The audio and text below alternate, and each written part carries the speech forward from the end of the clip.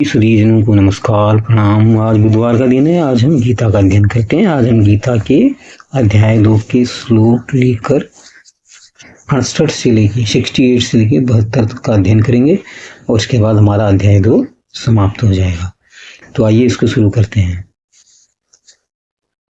तस्माद् यस्य महाबाहो निगृहीतानि सर्वसो इंद्रियार्थेभ्यस तस्य प्रज्ञा प्रतिष्ठिता। इस श्लोक का जो भावार्थ है वो यह है कि भगवान कृष्ण अर्जुन से कह रहे हैं, हे अर्जुन, जिसने अपनी इंद्रियों को उनके विषयों से रोक रखा है, जो दिव्य ज्ञान में दृढ़ता पूर्वक स्थित है। इंद्रियां देखो, जितने शरीर हैं, पशु हैं, इंसान हैं, सब में इंद्रियां होती हैं और जितनी पशु हैं, जीव जगत है, पूरा इन इंद्रियों के माध्यम से संचालित होता है। पशु और इंसान में एक अंतर यह है कि पशुओं के पास चेतना नहीं होती है और इंसान के पास बुद्धि, विवेक और चेतना होती है। तो भगवान कृष्ण कह रहे हैं, जिसने अपनी चेतना से, क्योंकि इंद्रियां जो है वो अपना जो काम है उनका वो करती रहेंगी, वो ले जाएंगे, वो मन को आकर्षित करेंगे, मन उधर को भटक सकता है। मन क्या है? मन एक अस्थिर भाव है, वो कहीं भी जा सकता है। इसलिए वो कह रहे हैं, अगर अपने मन को आप अच्छी मार्ग में लगाओगे, अपनी चेतना को अच्छे जगह लगाओगे, तो जो इंद्रियों को मन बहा के ले जा रहा है ना, वो उधर को जाना बंद हो जाएगा। आपकी चेतना ही आपके मन को अच्छे मार्ग में लगा सकती है। आप जो इंद्रियों से जो संचालित जितने भी विषय हैं, फिर आप उनको रोक लोगे, उनको संयमित कर दोगे। ये श्लोक का अर्थ है। तो इसलिए वो कह रहे हैं कि जिसने अपनी इंद्रियों से जनित जो विषय हैं उन पर अगर नियंत्रण आ गया, उनमें उसने संयम कर लिया, तो वो अपने दिव्य ज्ञान में दृढ़ता पूर्वक स्थित है। आप आगे भी देखते हैं, आगे श्लोक पढ़ते हैं। श्लोक नंबर 69 है अध्याय 2 का। या निशा सर्वभूतानां तस्यां जागृति संयमी यस्यां जागृति भूतानि सा निशा पश्यतो मुने। इसका भावार्थ है, जिसे सभी प्राणी दिन मानते हैं, वो बुद्धिमानों के लिए, वो मुनियों के लिए अज्ञान की रात्रि है। वो आत्मचिंत और जो रात्रि है, जिसे रात्रि कहते हैं, वो आत्मचिंतनशील मुनि के लिए दिन है। कितना विरोधाभास आपको लग रहा है ना, लेकिन विरोधाभास है नहीं, क्योंकि दिन का मतलब क्या है? जब सूर्य निकलता है तो हमको सारी चीजें दिखती हैं, जब रात हो जाती है तो सारी चीजें छुप जाती है। तो वो चीजों के प्रति जो हमारा अहंकार होता है, जितनी मेरी गाड़ी, मेरा बंगला, मेरी कोठी, ये दिखने वाली चीजें ना, फिजिकल चीजें, ये सामने दिखती हैं। तो फिर आदमी तुलना भी करता है, उसका घर बड़ा, मेरा घर छोटा, मेरी गाड़ियां कम, उसकी गाड़ी ज्यादा। अपने सामान से आदमी, जो भौतिक वस्तुओं से आदमी अपने पड़ोसी से, अगल बगल सबसे तुलना करने लगता है। और ये दिन के कारण हो रही है। ये तुलना क्या होती है? जब रात हो जाती है, आप देखो रात में कोई घर फिर दिखता नहीं है, पूरा अंधेरा ही अंधेरा है हर तरफ। फिर वो घर की अवस्था ही खत्म हो जाती है। वो जो चीजें, गाड़ी, बंगले जो थे ना, वो सब अंधेरे में विलीन हो जाते हैं, फिर सब एक समान कर देता है। तो यहाँ पर कहने का मतलब है, जो ज्ञान वाले लोग हैं वो समझते हैं ये जो भौतिक चीजें हैं ये सब खत्म होने वाली, समाप्त होने वाली, इनका कोई स्थायित्व नहीं, आज रहेंगी या कल नहीं रहेंगी। तो जितने बुद्धिमान विवेकी लोग हैं इस चीज को समझते हैं, लेकिन जिनके पास विवेक नहीं है वो दौड़ लगा रहे हैं अंधा। आप बड़े शहरों में देख लो, वहां दिन रात आपको सड़क में ट्रैफिक मिलेगा, आदमी दौड़ लगा रहा है, उसको पता नहीं है किस लिए दौड़ रहा है, कब घर पहुंच रहा है, कब सवेरे उठ के वो फिर चल दे रहा है, खुद भी पता नहीं है। जो ये सारी गतिविधि में शामिल रहता है बड़े शहरों में, आप देखोगे, आप दिल्ली बम्बई में चले जाओ, आपको वहां दिन और रात एक से लगेगी।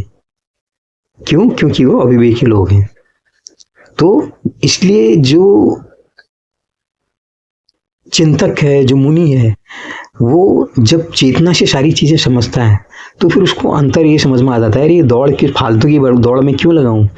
ये दौड़ में ये भौतिक चीजें जुटाने के लिए लगाऊंगा, इससे अच्छा अगर मैं कोई ज्ञान की पुस्तक पढ़ लूँ, कोई अच्छा ज्ञान ले लूँ, तो मुझे लगता है मेरे लिए वो ज्यादा बढ़िया है। तो इसलिए कहा गया है जो चिंतनशील लोगों के लिए, उनके लिए जो दिन है वो रात्रि समान है, और रात्रि उनके लिए दिन के समान है। यहाँ पर प्रतीक रूप में दिन और रात का उदाहरण दिया गया है, क्योंकि दिन का मतलब क्या है, भौतिक वस्तुओं के प्रति आकर्षण, वही है ना। और रात्रि का मतलब भौतिक जो वस्तुएं दिखती हैं दिन में, वो रात में नहीं दिखेंगी। तो जिसको ये समझ में आ गया तो वही असली मुनि है, यहाँ पर कहा गया है। आज का तीसरा श्लोक है, श्लोक नंबर 70। अपूर्णम अचल प्रतिष्ठामम समुद्रमाप प्रविशन्ति यद्यत् तद्दत् कामयं प्रविशन्ति सर्वे स शान्तिम् आपनोति न काम कामी।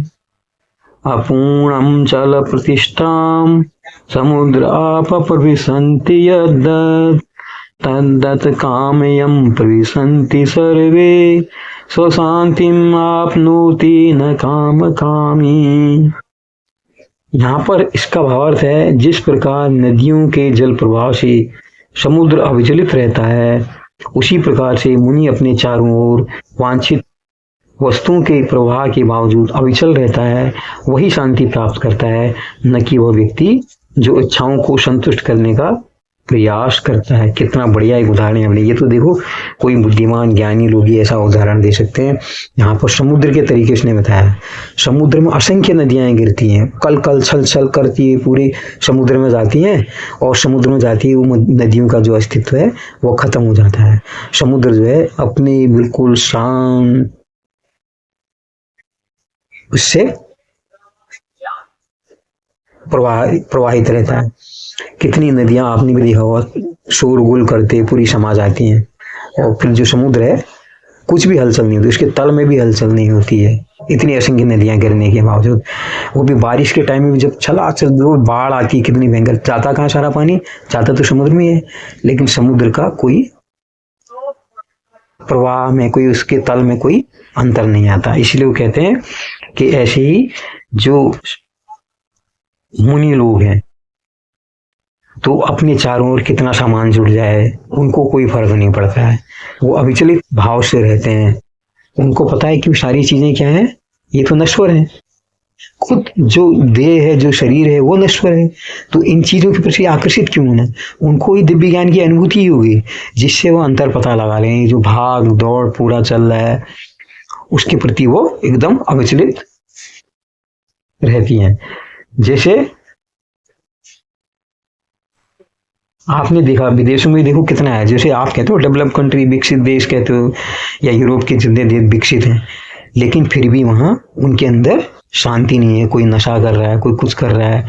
कितनी ज्यादा वहाँ पर एक सामाजिक आप अवरोध देखोगे, सामाजिक परेशानी आप विकसित देखोगे, क्योंकि उनके पास तो पैसे धन की कोई कमी नहीं है, तो इसलिए उनको संतुष्ट होना चाहिए था। लेकिन जितना ज्यादा नशा अमेरिका में होता है, दुनिया के किसी और देश में नहीं होता है। तो इसलिए कहा गया है, अगर आदमी संतुष्ट है, जो मुनि है, उसको पता है सारा अंतर कि ये तो भौतिक अवस्थाएं हैं, ये कल को बदल भी सकती हैं, खत्म भी हो सकती हैं, इसलिए उनके प्रति वो अविचल रहता है।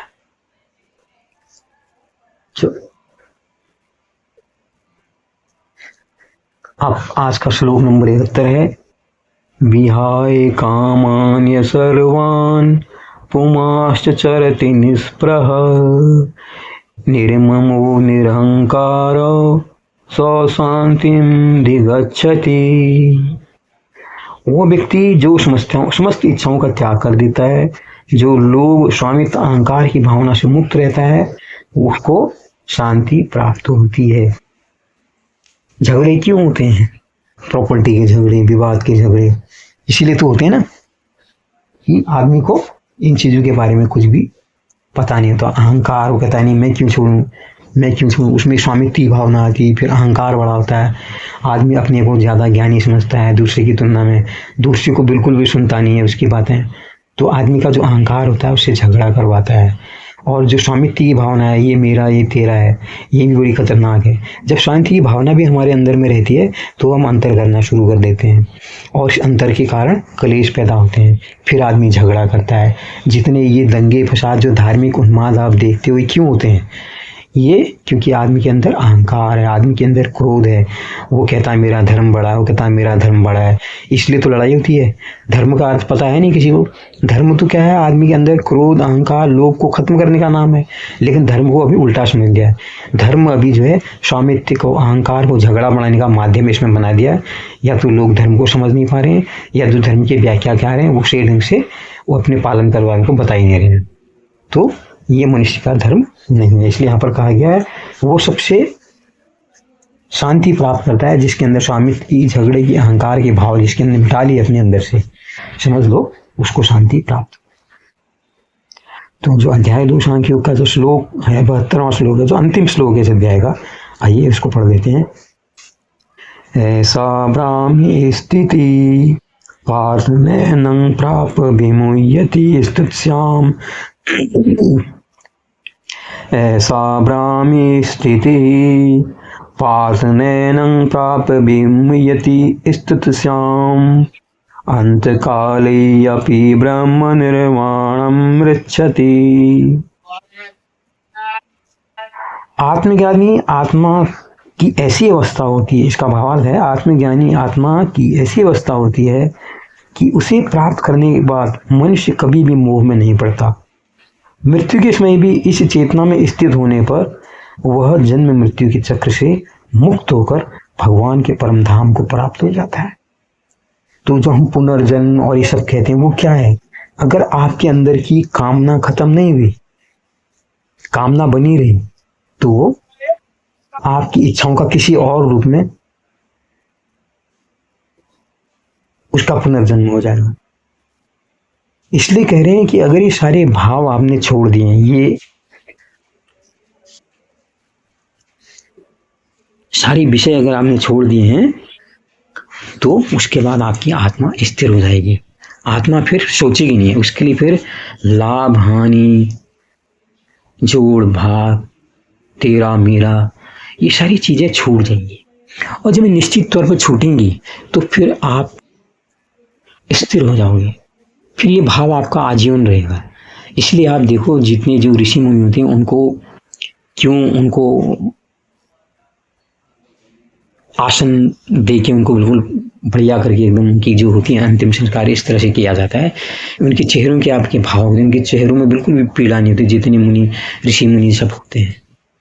क्यों? क्योंकि वो संभाव हो जाते हैं, उनके न जीवन के प्रति उनकी अनुरक्ति होती है, न उनको अंदर मृत्यु का भय होता है।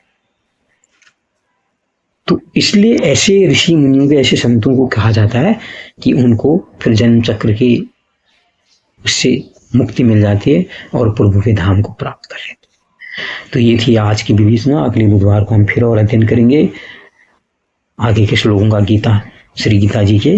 बहुत बहुत धन्यवाद जुड़ने के लिए। लाइक करिए, शेयर कीजिए, सब्सक्राइब कीजिए। नमस्कार।